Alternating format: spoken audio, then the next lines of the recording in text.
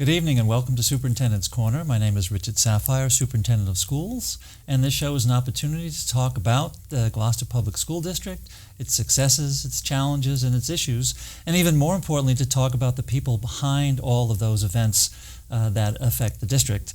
We have a wonderful show tonight. We have two of our literacy coaches, two of our 5 literacy coaches. We have Christy Lambert from Veterans Memorial Elementary School. Hi, how are you? Oh, good. And Melissa Francis from East Gloucester Elementary School. Thank you so much for coming on the program. We're going to talk about reading and writing tonight. What could be more basic and more fundamental than that?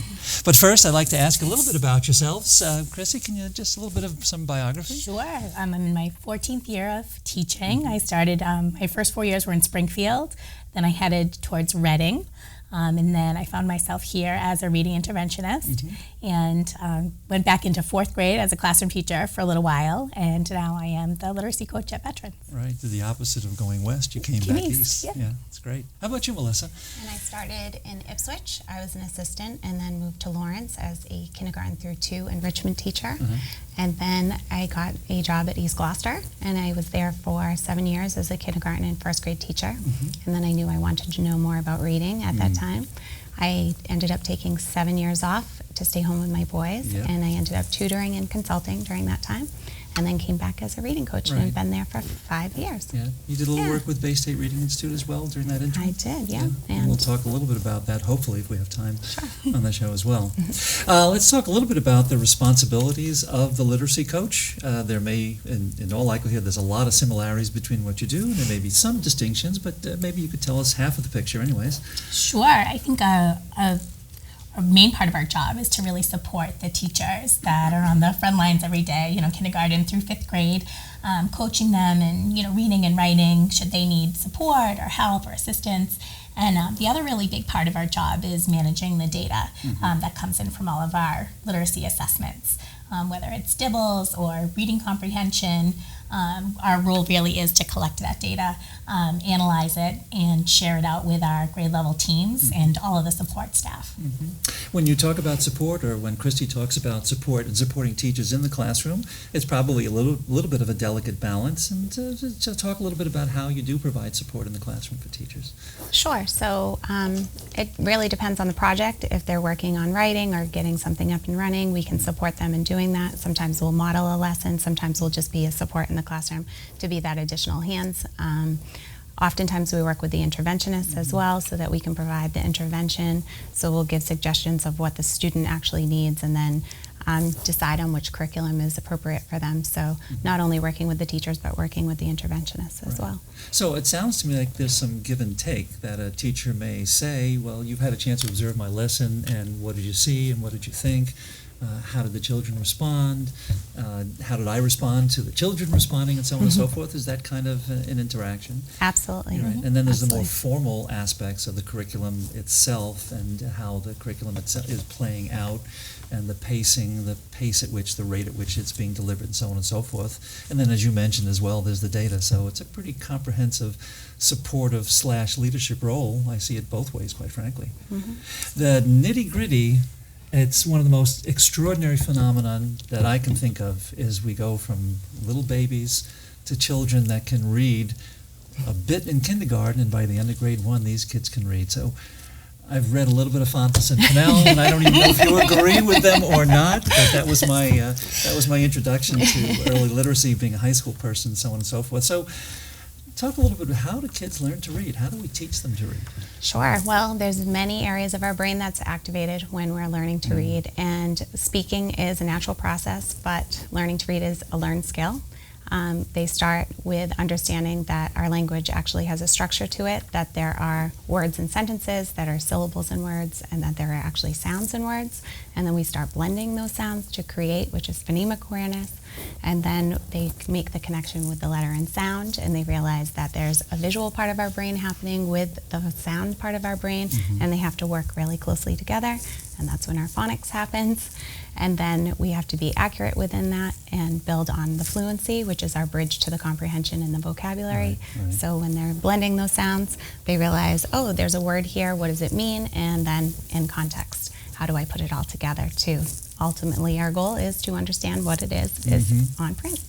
So we heard some stuff that I think I understand, but phonics, phonemes, sounds in this context. Can you elaborate a little bit more what we mean by that? Absolutely. It's complicated. I think a recent training we went to called the reading brain a 3-ring circus, essentially. Decisions that your brain has to make when you're looking at a word, say cat. You have to make so many decisions within, seconds, milliseconds, really. So there's a lot going on. But I think for the students, especially, in the beginning of kindergarten, to have a really solid foundation in their phonemic awareness. And that's, like Melissa said, the ability to hear and manipulate the sounds in words, whether we're rhyming or we're isolating the first sound, the initial sound, the medial sound, the last sound.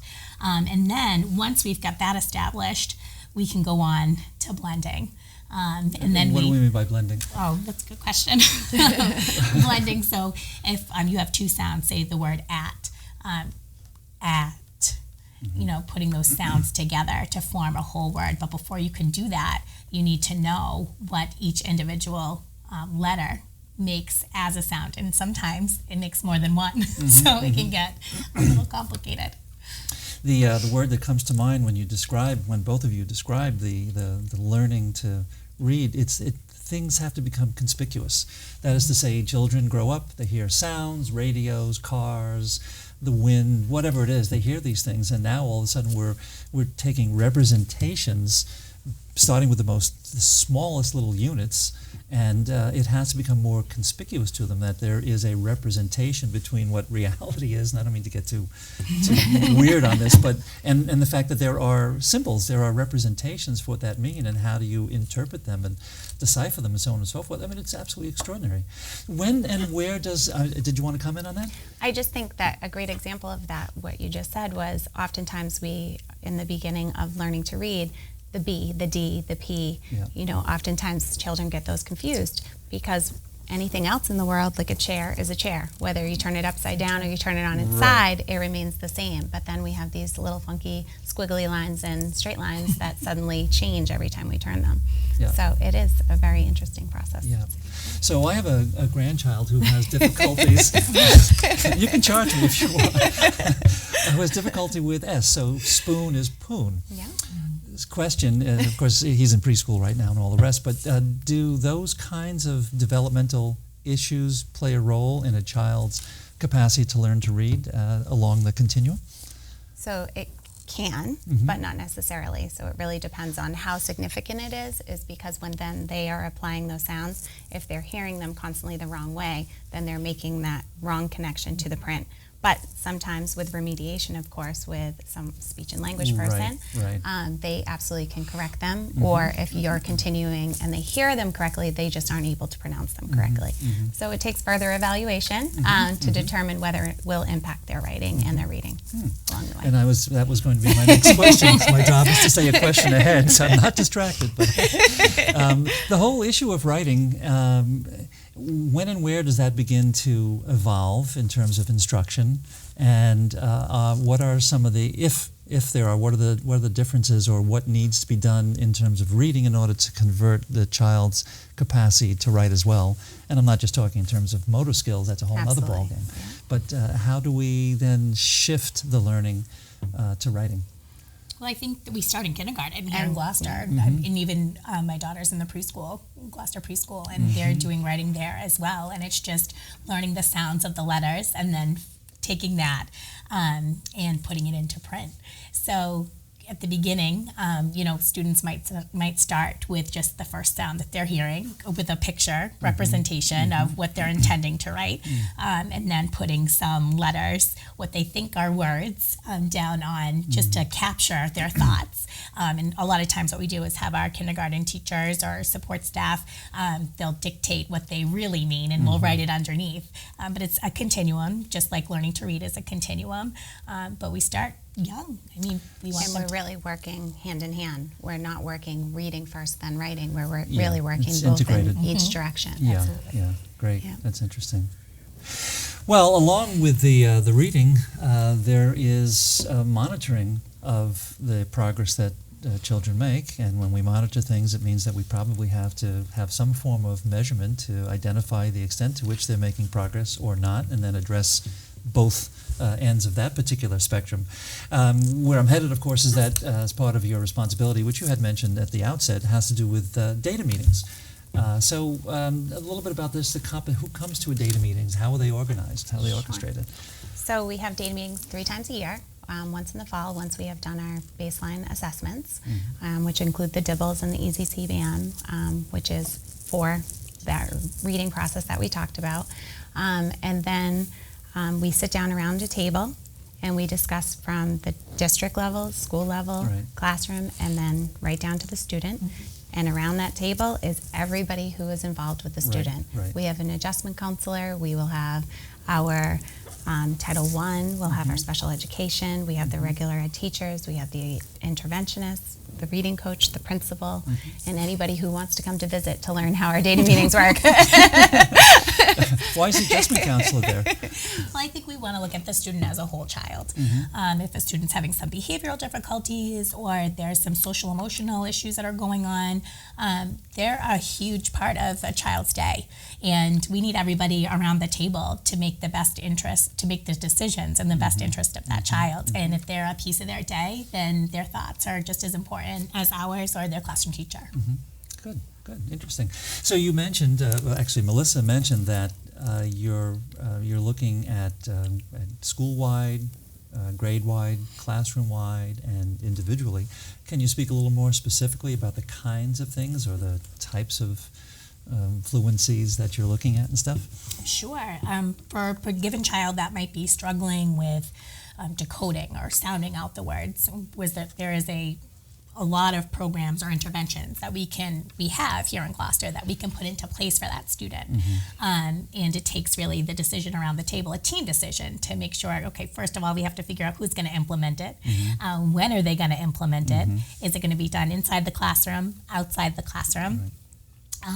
And on the other hand, we have students that are working above grade level, that might need their curriculum enriched a little bit. So we talk about remediating, but at these data meetings, we also talk about enriching Right. the curriculum for those students that need it. Yeah, it's I know that we use standard-based report cards, and there is that exemplary, the 4 is on a 4, 3, 2, 1 scale. And the question's always been, well, how do you identify or determine that the kid is exemplary, boy or girl? And it seems to me that if, as you described, they're reading at a particular level that is quite challenging, and even if they are showing that they are above grade level, that would seem to me to warrant a 4. And I know that in my previous district, when we had standard-based report cards, that was one of the questions that parents had. A, how are you going to challenge? As my Johnny, of course, does very, very well. And B, how do you assess it? And so on and so forth. So if they can demonstrate that they're even above grade level, then that certainly places them in the category of 4, which is beyond what we normally characterize as proficient. Are there some concrete examples of outcomes of the data meetings that you could describe a little bit? So when you're thinking about, we have the data in front of us with the students, and we're thinking about, okay, this student has met the benchmark, or this student is working towards the benchmark. We have the data right there in black and white for the teachers, and then we have it broken down to determine, are they struggling in fluency, or are they doing really well in comprehension?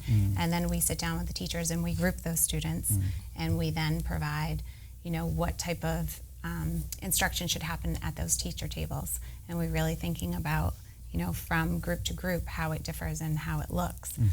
So when we're thinking about the data, the outcome is really our instruction, is what I'm thinking of, is when we're thinking about, okay, we collect this data, we have this information in front of us, but how is it impacting those students, and what instructional changes do we need to make? Right, interesting. Now, there's slightly different approaches at Veterans and at East Gloucester. At Veterans, you use a co-teaching model. We do. And for the most part at East Gloucester, I'm not sure if it's all 6th grades, at least Except for kindergarten. Except for kindergarten.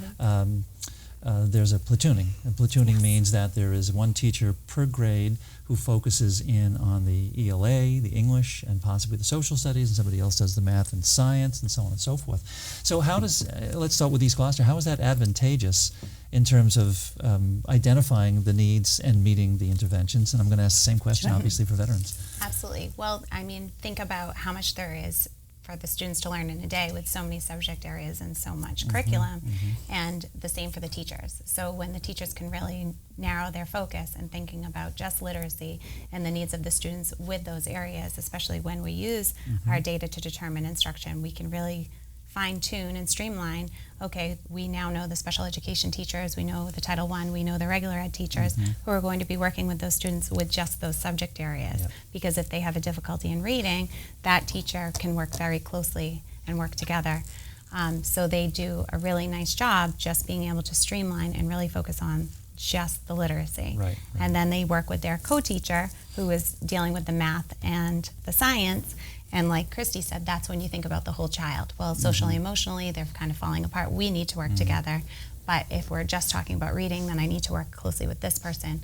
So it really does a nice job tuning into each individual student's needs, as well as giving the teachers a little bit of a break with thinking of how much needs that need to be taught in a day and in a year. Yeah. I get the impression that it's complex. So I won't say teachers are- complicated, but complex. Absolutely. Delightfully so, but also challenging And so the as teachers well. love it, I will add. Yeah. So that's one form of specialization model at East Gloucester, which has to do with platooning. Co-teaching is a slightly little different different. form of specialization. Yeah. Care to describe that? So in all grades, K through 5, we have 2 classroom teachers in addition to a special educator at every grade level. And most special education services are done in the classroom. Of course, it all depends on what's written on the student's IEP. But not only do the students on individualized education plans benefit from the co-teaching model, that's an extra person in the room that has a degree in special education. And there's different models of co-teaching that can be implemented. There's one teaching, one supporting. There's team teaching, where you separate the classroom into 2 and you're delivering the same lesson, but you might have, different groups in front of you. But the same content is going to be across, just in a differentiated Parallel way. teaching. Yeah.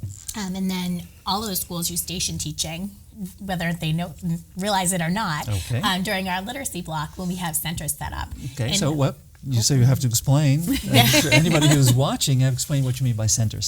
So a center is essentially a station, which is why we refer to it as station teaching. And it could be a teacher table that's led by an adult in the room or a teacher in the room, or it could be an independently run center. We have partner reading that goes on with students, and these are modeled and practiced at the beginning of the school year so that the independent centers run very smoothly and seamlessly, by the time October comes around and they're into the routines.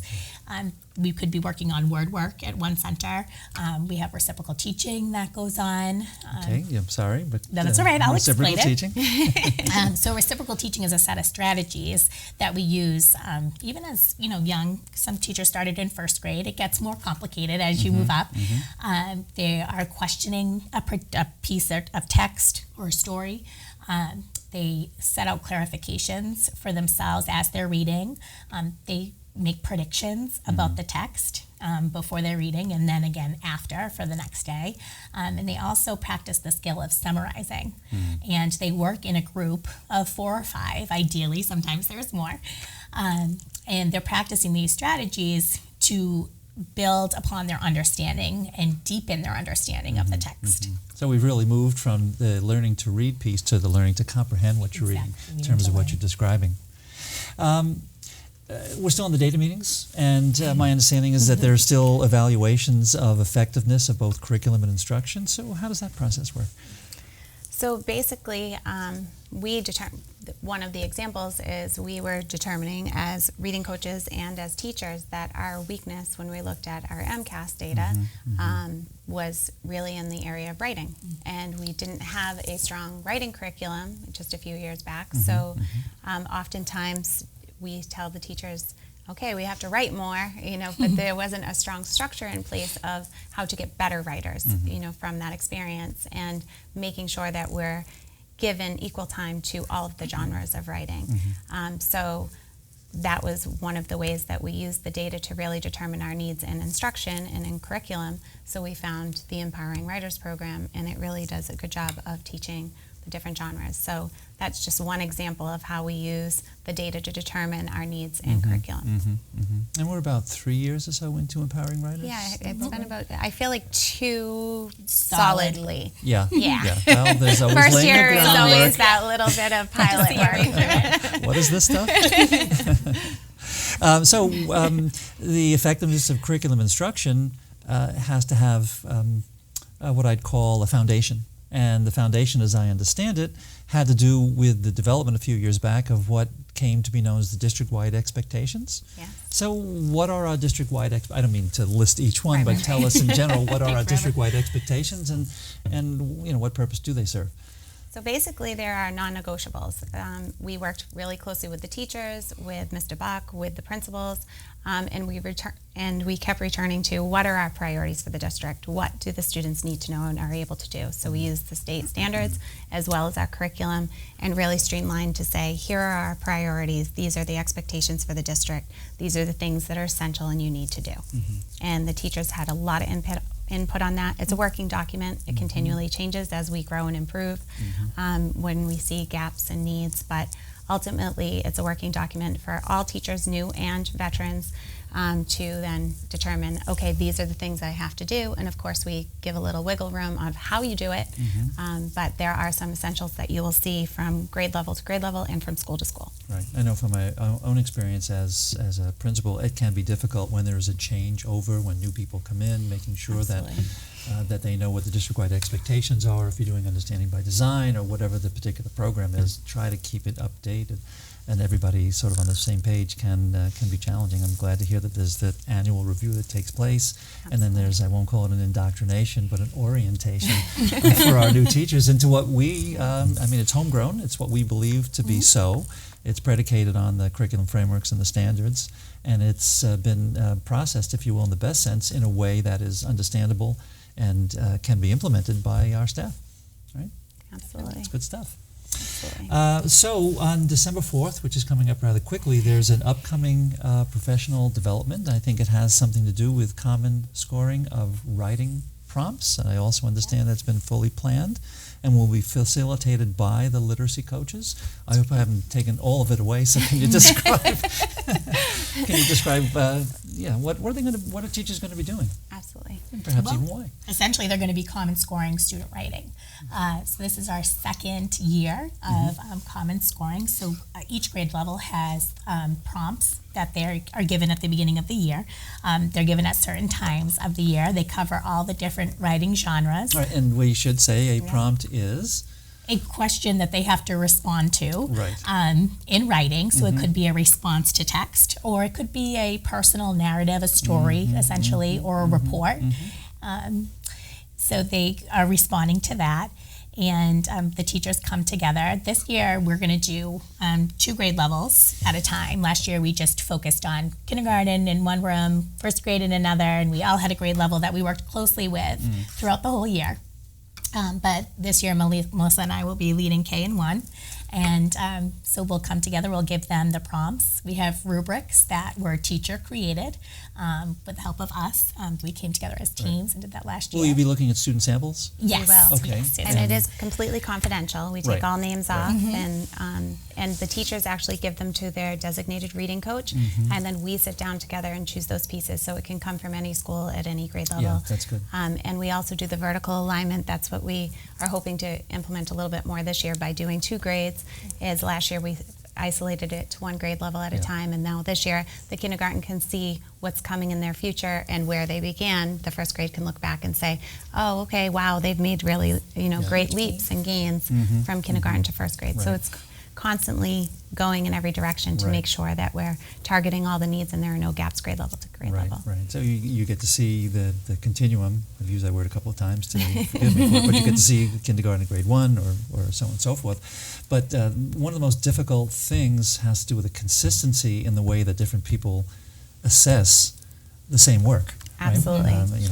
You can have 4 people who can watch a video of somebody teaching or what have you, and somebody might give that teacher an A and somebody else might give it a D. So, how is that? How does that come to be? But by using the rubrics, the guidelines for how we assess things, and by having people talk about, it's not just enough to put them on paper, but you have to talk about what does that mean and what's the demonstration of proficiency or less or more. That's something that I think it sounds as though the day is going to be filled with, helping to create that kind of closing those gaps to create as much of a level approach to how we assess as possible.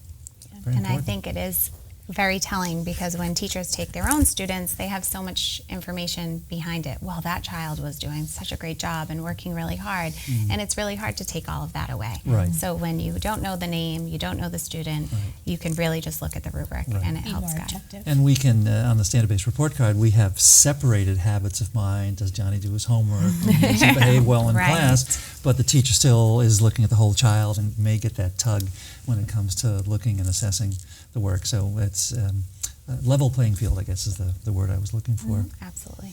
I had sent out a notice that Bay State Reading Institute had sent to us a couple of weeks back. Bay State Reading Institute is now known as Momenta, but it was the literacy consultant that we had brought in for a number of years, and they had recently done some studies and found, and they looked at the data, MCAS of over 5,000 students from 6 different districts, and in a word, they said that Gloucester had made outstanding strides. It's pretty good stuff. Out of the 6, I believe that we placed second, and there are different districts with different socioeconomics and so on and so forth. And the elementaries themselves have made considerable progress over the last 4 or 5 years, not the least of which is through efforts such as yourselves.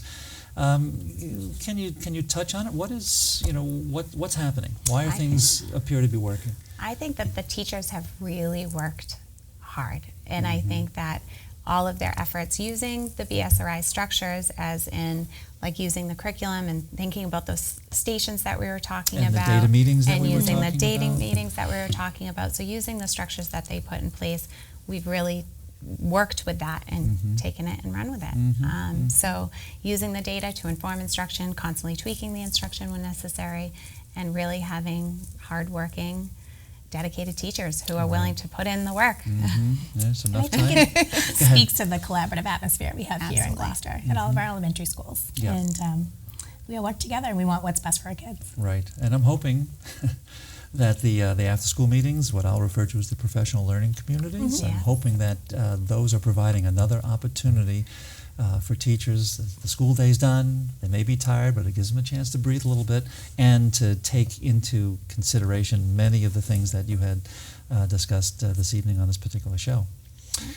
We've run out of time. Okay. But I want to say, you guys, you do exceptional work. We're extremely grateful, and we're also quite thankful for the work that you do. Keep it up. Really appreciate it. Thank you. And for this segment of Superintendent's Corner, I say thank you and good night.